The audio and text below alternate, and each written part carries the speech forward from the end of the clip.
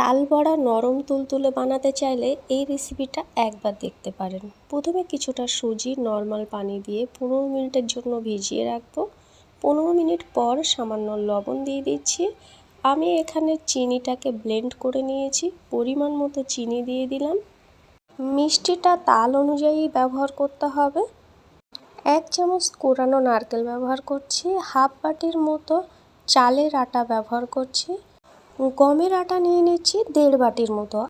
আপনারা চাইলে ময়দা ব্যবহার করতে পারেন। আমি বড় বাটির 1 বাটি তালের পাল্প বা শাঁস ব্যবহার করছি। এটা আমার আগে থেকে বার করে সামান্য চিনি ও নারকেল দিয়ে একবার গরম করে পরবর্তী সময়ের জন্য এটা ফ্রিজে রাখা ছিল।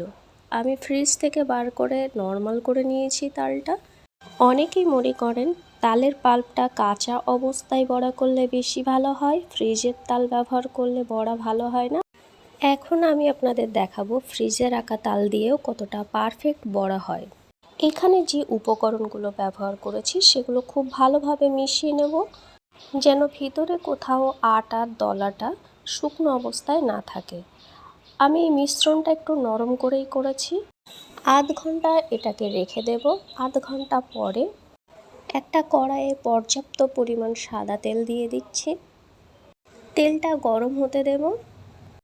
তালের মিশ্রণটা বড়া করার আগে আরও কিছুক্ষণের জন্য উপর নিচ করে ভালোভাবে ফেটিয়ে নেব, তাহলে বড়াটা ফেটে যাবে না।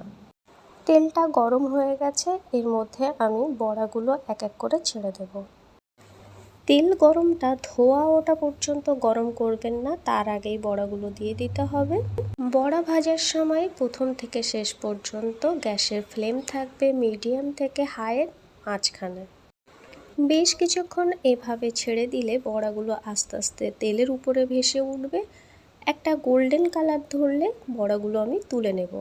বড়াগুলো তেল থেকে তুলে নেওয়ার ফলে এর মধ্যে যে গরমটা আছে এটা ধীরে ধীরে গোল্ডেন রং থেকে লাল রঙে ধারণ করবে। এখন দেখুন বড়াটা কতটা নরম তুলতুলে ও সুন্দর হয়েছে।